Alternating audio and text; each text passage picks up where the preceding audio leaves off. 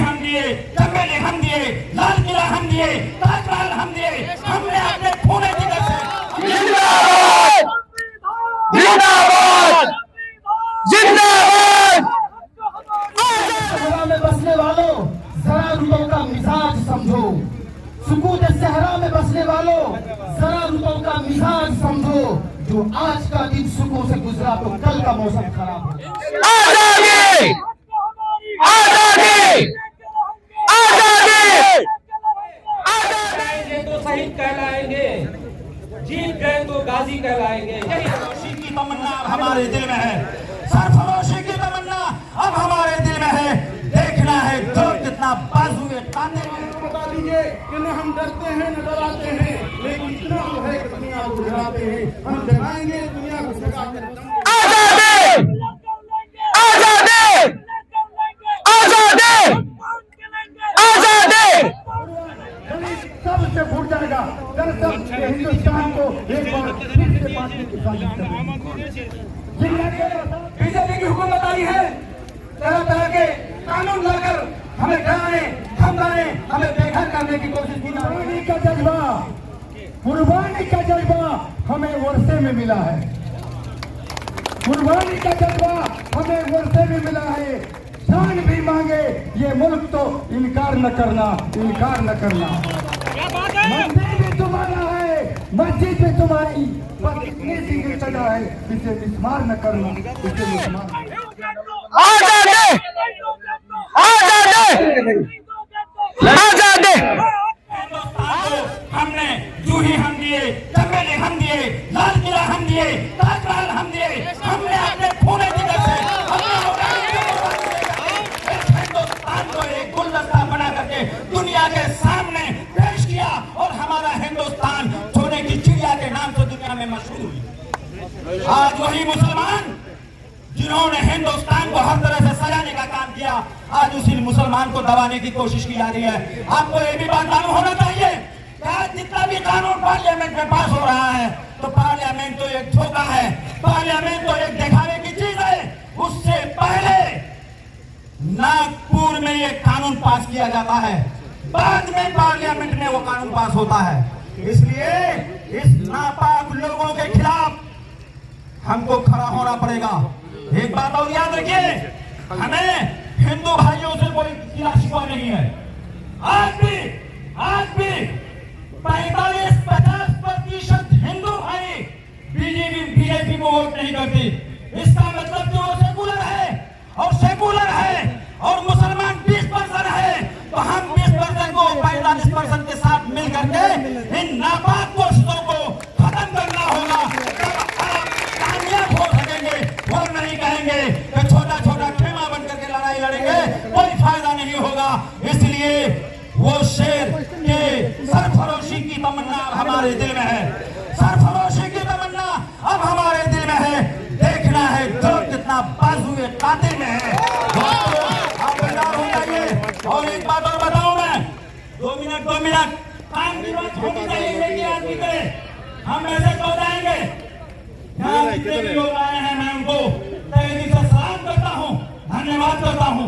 यकीनन कहीं ना कहीं उसके दिल में दीन के तई और दीन के तई जज्बा है, उसका ईमान बेदार है। कौन ऐसा गांव है जहाँ पर ऐलान नहीं किया गया, लोग नहीं जानते हैं, लेकिन आज कमी ये हो रही है कि हम अपने लोगों को लेकर के नहीं आने पा रहे हैं। दोस्तों, इसके लिए आपको और बेदार होने की जरूरत है।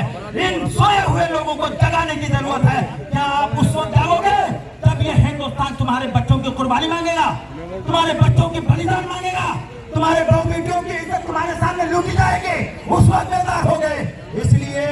इसलिए दोस्तों, जब कमान हाथ से छूट जाता है तो फिर कोई फायदा नहीं होता है।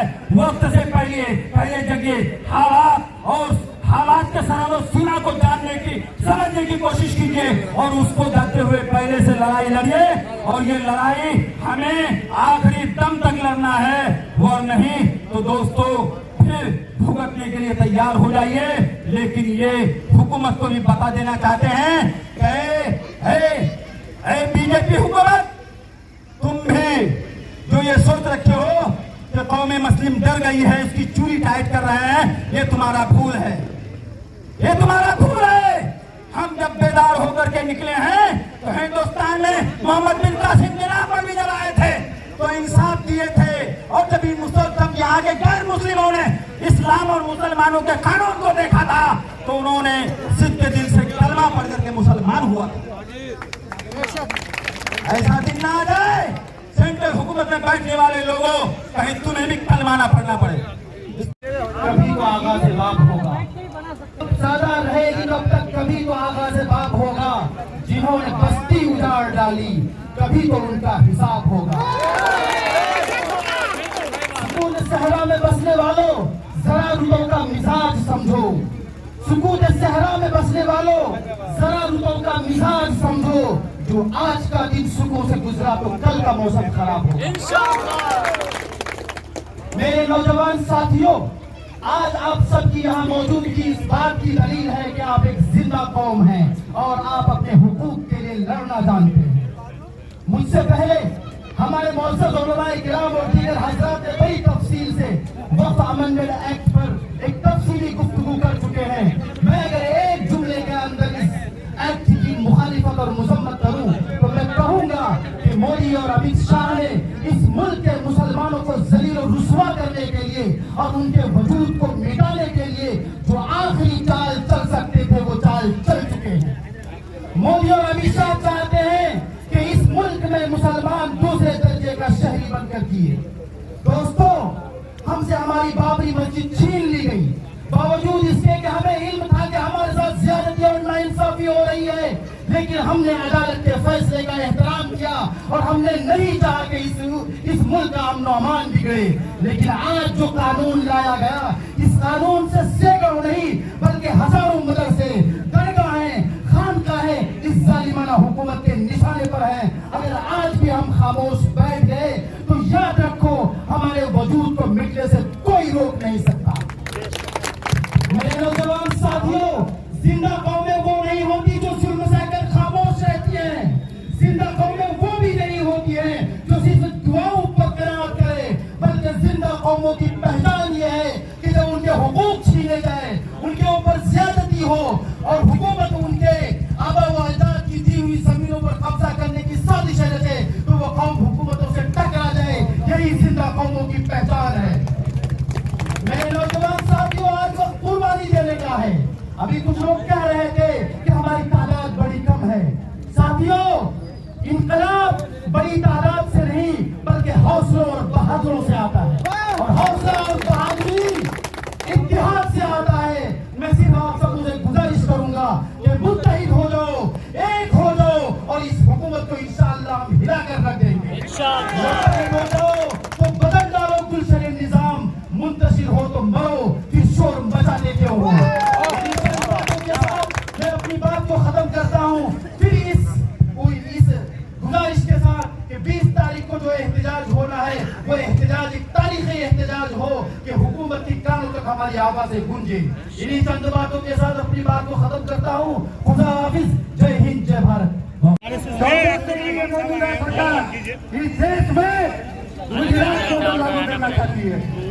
आप मुसलमानों को दासत में लगे का कानून बना रही है, तो उनको मोदी को, मैं जी को बता देना चाहता हूँ कि मुसलमानों को तुम क्या डराओगे, क्योंकि कुर्बानी का जज्बा हमें वर्षे में मिला है। कुर्बानी का जज्बा हमें वर्षे में मिला है। जान भी मांगे ये मुल्क तो इनकार न करना। मंदिर भी तुम्हारा है, मस्जिद भी तुम्हारी, पर इतनी सी सजा है, इसे मिस्मार न करना, इसे मिस्मार न करना। जिंदाबाद। ये मोदी से कुछ नहीं उखड़ेगा, अच्छी तरह हम जानते हैं। ये सिर्फ यहाँ के मुसलमानों को भगाना चाहता है। उनको मालूम नहीं कि मुसलमान को कुर्बानी के बच्चा कुर्बानी देने को तैयार है। और कुर्बानी तो कितना कुर्बानी लोगे, कुर्बानी दे चलिए यहाँ पूरा बुजुर्ग बच्चा तैयार है। इसलिए भाषण का वक्त नहीं है। मैं यही कहूँगा, इसका मकसद है हिंदुस्तान में सिर्फ एक ही झंडा है, हिंदू मुसलमान करके दलित सबसे फूट जाएगा। दरअसल हिंदुस्तान को एक बार फिर से बांटने की साजिश कर जिन्ना के साथ मिलकर इन आरएसएस वालों ने इस देश को बांटा है। आज ही हमारे कुछ मिनटा पर है कि आरएसएस और भाजपा के लोग मिलकर फिर इस देश को बांटना चाहते हैं। इसलिए ये हिंदू और मुसलमान दोनों की लड़ाई नहीं है, ये हिंदुस्तान की सालमियत, यहाँ हिंदुस्तान के वजूद और हिंदुस्तान के संविधान की लड़ाई है। इस लड़ाई को जीतने के लिए हमें हजारों लाखों की कुर्बानी देनी पड़ेगी। तो हम मासूम भाई का भाषण तो कट पे आजाद की ये का बेटा बाबा साहब अम्बेडकर जी को उनका जन्मदिन है, पैदाइशी दिन है, ये वही मंत्र उठाए थे। अगर मोदी ने कभी आज हमको संविधान का हक दिया गया है, यहाँ के दलितों को, यहाँ के मजलूमों को, यहाँ अल्पसंख्यकों को। दरअसल मुसलमान सिर्फ ताकत चाहिए, हमारे सनातन भाइयों, हमारे ईसाई भाइयों, हमारे दलित भाइयों, मैं सबको कहना चाहता हूँ, ये लोग बिजनेसमैन है, व्यापारी है, ये दोनों गुजराती मिल गए। नरेंद्र मोदी और अमित शाह, इसका इतिहास बुला के देखो आप, गुजराती का ठंडा है, वो आजादी की लड़ाई में कभी हाथ नहीं आया। वो तो शुक्र कीजिए, वो तो शुक्र कीजिए कि बापू वहाँ पैदा हुआ, राष्ट्रपिता वहाँ पैदा हुआ, तो गुजरात की लाज आ गई। नहीं तो ये तो बिचौलिया है, ये दलाल है, इन्होंने अंग्रेजी का दलाल किया, आज अपने दोस्तों की दलाली कर रहा है, अंबानी अदानी की। इसलिए फिक्र करने की जरूरत नहीं है, मुस्तहकम हो और हिंदुस्तान को बचाने के लिए हमको जितने भी कुर्बानी देनी पड़े। कतई ये हिंदू मुसलमान की लड़ाई नहीं, हिंदुस्तान को बचाने की आजादी है, हिंदुस्तान के दस्तूर को बचाने की लड़ाई है, न हिंदू की न मुस्लिम की, ये भारत के वजूद को बचाने की लड़ाई है। उठो नौजवानों, उठो बुजुर्गों, उठो मेरी माओ बहनों, ये हिंदुस्तान को बचाने की लड़ाई है। कि आज यहाँ पे जितने भी भाई मौजूद है, जितने भी लोग यहाँ मौजूद है, उनको पूरी पता है कि हमारे बैठ जाइए, आप बैठ जाइए, बैठ जाइए